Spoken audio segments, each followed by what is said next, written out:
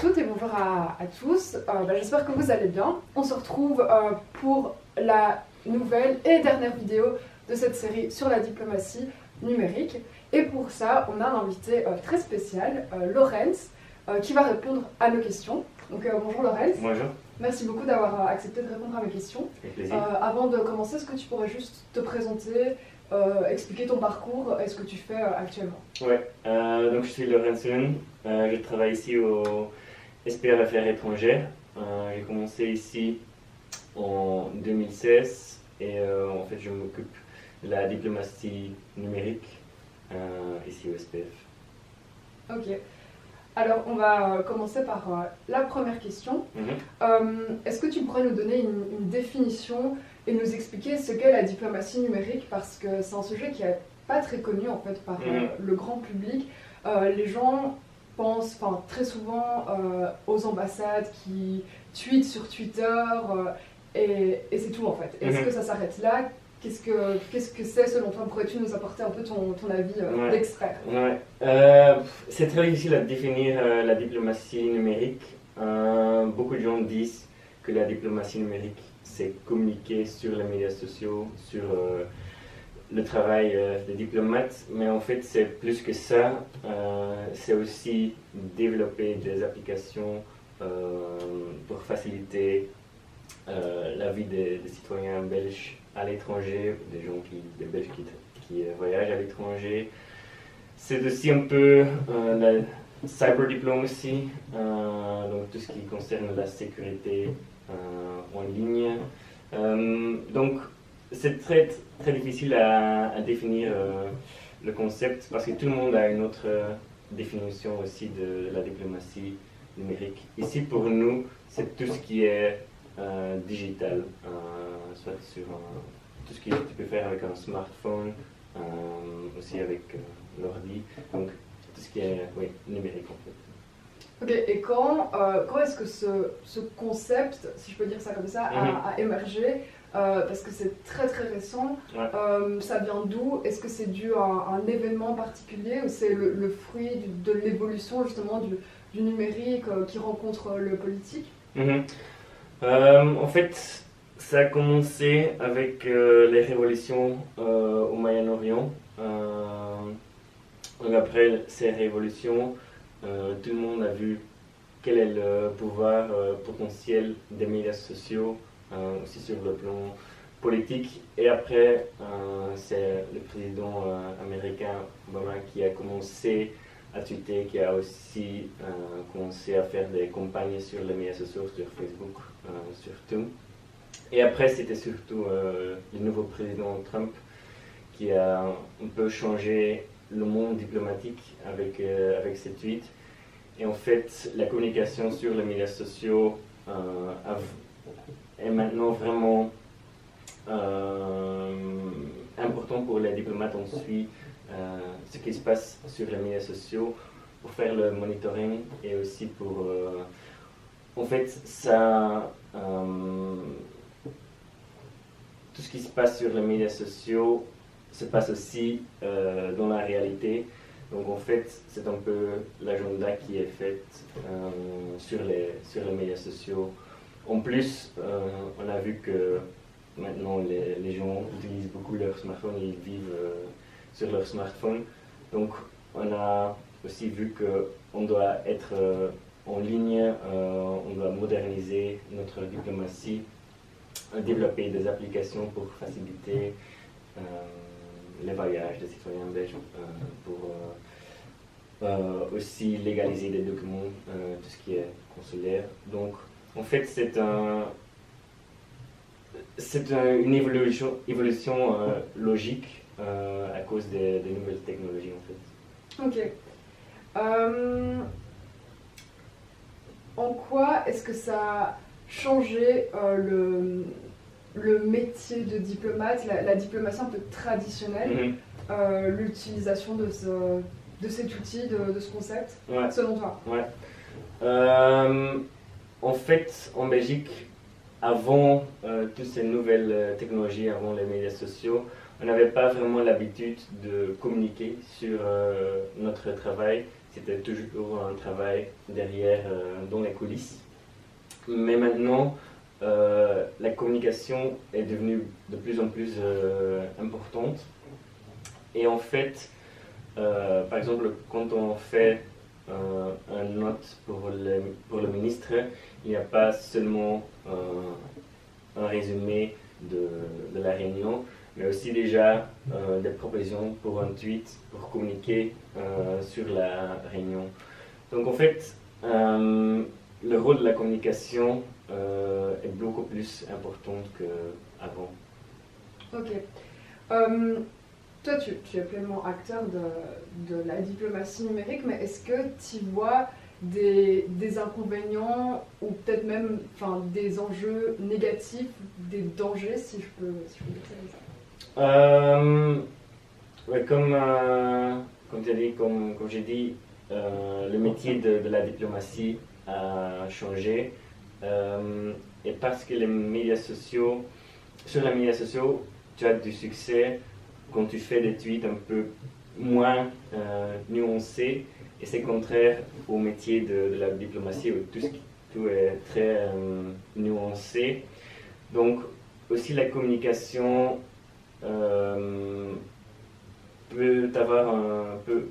jouer un rôle dangereux dans des négociations qui peut être influencé par des tweets, par des messages sur WhatsApp. Donc, c'est très difficile maintenant de négocier entre les diplomates. Il y a beaucoup moins de silence dans les réunions parce que tout le monde est influencé par tout ce qui se passe sur les médias sociaux, toutes les informations qu'ils reçoivent. Donc moi je trouve que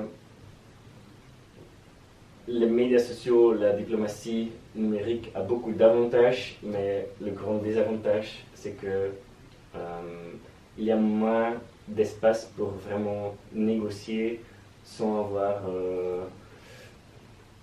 toute l'influence autour.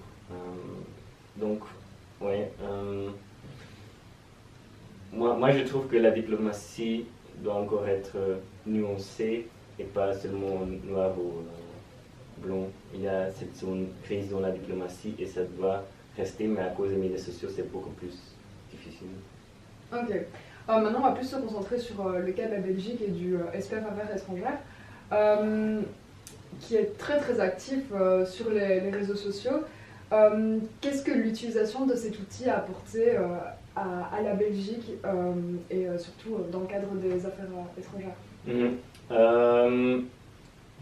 En fait, c'est pas seulement pour la Belgique, mais pour des pays un peu qui ont moins de pouvoir, qui ont moins d'influence dans le monde diplomatique. Les réseaux sociaux ont permis de communiquer plus et de jouer un rôle plus important qui était normal avant. Donc, on peut maintenant faire beaucoup plus et aussi communiquer avec un public cible qu'on n'avait pas avant. Avant, on est très dépendant de la presse. Donc ça a permis, la diplomatie numérique a permis aux pays qui ont normalement moins d'influence de communiquer plus et de jouer un rôle plus important. Donc maintenant, on peut communiquer avec vers un public cible qu'on n'avait pas avant, et on peut aussi beaucoup plus faire la communication vers nos citoyens belges.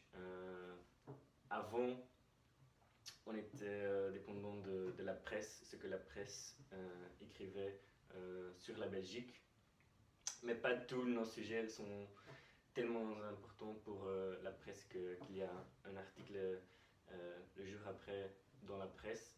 Maintenant, qu'on annonce qu'on va financer un certain projet ou on fait une déclaration, on peut communiquer ça sur les médias sociaux et on atteint déjà beaucoup plus de personnes qu'avant quand on doit attendre ce que la presse écrivait sur nous. Donc, je dirais que la diplomatie numérique permet à la Belgique de faire plus vers notre public cible et aussi d'expliquer ce que nous faisons. Parce qu'avant, beaucoup de citoyens belges ne savaient pas très clair ce que les affaires étrangères faisaient. Maintenant, on peut vraiment expliquer ce qu'on fait aussi sur Instagram avec les stories. On peut vraiment montrer dans les coulisses ce que le ministre fait, ce qui se passe, expliquer des sujets qui sont un peu difficiles. Donc ça c'est vraiment un grand avantage de la diplomatie numérique, qu'on montre que les diplomates font quelque chose d'utile pour les citoyens belges aussi. Et depuis quand c'est utilisé en fait au sein du SPF Affaires étrangères? Ouais, donc on avait déjà des comptes sur les médias sociaux depuis 2011, mais en fait c'est depuis 2016 qu'on a vraiment augmenté notre communication sur les médias sociaux, qu'on a aussi beaucoup investi dans les médias sociaux, qu'on a maintenant c'est aussi une priorité du département, aussi parce que nos ministres, donc le ministre Reinders et De Croo, sont très actifs sur les médias sociaux, et c'est logique que aussi on fait maintenant plus qu'avant, parce que les ministres soutiennent notre communication sur les médias sociaux et sont demandeurs des tweets et de la communication. Tu disais justement en plus en 2016, ça rejoint du coup mon avant-dernière question, parce que maintenant la Belgique, on peut quand même dire qu'elle est assez actrice en fait sur la scène internationale, surtout grâce au siège du non permanent Conseil de sécurité. Il y a eu une campagne très active via les médias, et est-ce que ça a été est-ce qu'il y a eu un investissement plus gros dans cet outil justement pour la campagne, et en quoi qu'est-ce que ça a apporté à la campagne, pourquoi c'était important d'investir autant, et est-ce que ça a aidé à l'obtention du siège en fait? Est-ce que sans cet outil-là, selon toi, on aurait eu le siège au Conseil de sécurité? Moi je pense qu'on aurait aussi le siège sans notre campagne dans les médias, aussi parce que le vote aux Nations Unies n'est pas par le grand public, mais c'est vraiment par certains diplomates, par des pays. Donc je pense pas qu'on a influencé le vote, mais pendant notre campagne pour le siège, on a aussi communiqué beaucoup vers notre public cible ici en Belgique pour expliquer pourquoi c'est important d'avoir ce siège. Et donc, ça a permis d'expliquer notre investissement dans cette campagne. Donc, c'est très difficile à dire. Moi, je pense qu'on n'a pas vraiment influencé le vote même sur les médias sociaux avec notre campagne, mais c'est aussi très difficile à mesurer. Et ça, c'est la grande difficulté et le grand défi pour la diplomatie numérique, c'est comment on peut mesurer l'impact de notre communication, de nos efforts. On voit bien sûr les partages, les likes, les retweets, mais ça veut tout et rien dire. Aussi, il y a des pays qui ont beaucoup plus de followers sur les médias sociaux, mais beaucoup de ces followers sont fake. Donc, on doit en fait faire une analyse qualitative de l'impact de la communication, mais c'est toujours comme ça avec la communication que c'est très difficile à mesurer. Ok, mais on arrive déjà à notre dernière question. Tu formes les stagiaires diplomates, si je ne me trompe pas, à la diplomatie numérique, à l'utilisation de cet outil. Comment tu les formes? Qu'est-ce que tu leur enseignes? Et pourquoi c'est important que nos diplomates et nos futurs diplomates soient beaucoup plus connectés que jamais? On a d'abord des instructions pour les diplomates pour l'utilisation des médias sociaux dans nos postes à l'étranger. Donc j'explique quelles sont nos instructions, quelles sont les lignes à suivre, qu'est-ce qu'on fait pas sur les médias sociaux. Je donne aussi des tips and tricks pour un peu expliquer comment utiliser les médias sociaux, quelles sont les fonctionnalités, parce que tout le monde connaît les médias sociaux, mais il y a une différence entre utiliser les médias sociaux en privé que pour le travail. Tu peux faire beaucoup avec les médias sociaux, ce sont des compétences techniques, comment faire un bon tweet. Tout le monde peut envoyer un tweet, mais pour avoir un tweet qui a du succès, il faut un peu s'entraîner. Il y a des petites choses que tu dois savoir pour envoyer un tweet qui a de l'impact. Aussi, je réponds à leurs questions, surtout pour la nouvelle génération des diplomates. Ils ont tous un compte privé sur Facebook, par exemple, où ils postaient avant des messages peut-être un peu controversés pour des diplomates. Donc ils ont beaucoup de questions, comment gérer mon compte privé, qu'est-ce que je peux dire, qu'est-ce que je ne peux pas dire. Donc je donne des conseils aussi pour un peu sécuriser leur compte. Et en fait, la nouvelle génération de diplomates, quand ils arrivent à nos postes à l'étranger, beaucoup d'ambassadeurs demandent à les nouveaux diplomates de gérer la communication et la communication sur les médias sociaux. Donc c'est très important qu'ils savent qu'ils peuvent contacter Bruxelles, donc en fait moi, ici pour demander des questions pour des choses techniques, pour vérifier des comptes. Donc tout ça, on crée un réseau et en donnant ces formations, on essaie aussi de changer un peu la mentalité.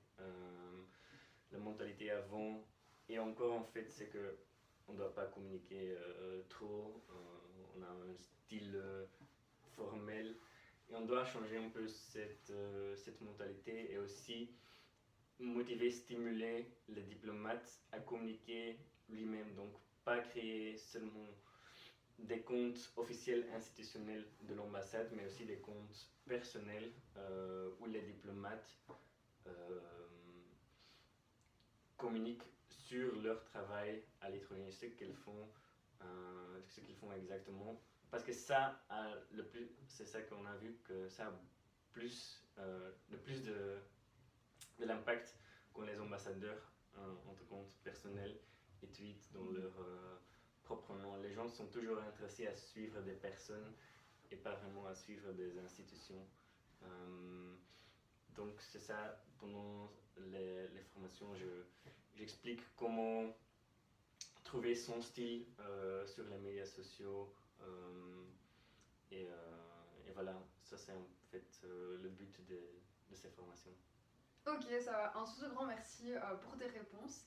Et pour nous, ça s'arrête là. Merci beaucoup d'avoir regardé cette vidéo et à bientôt. Au revoir.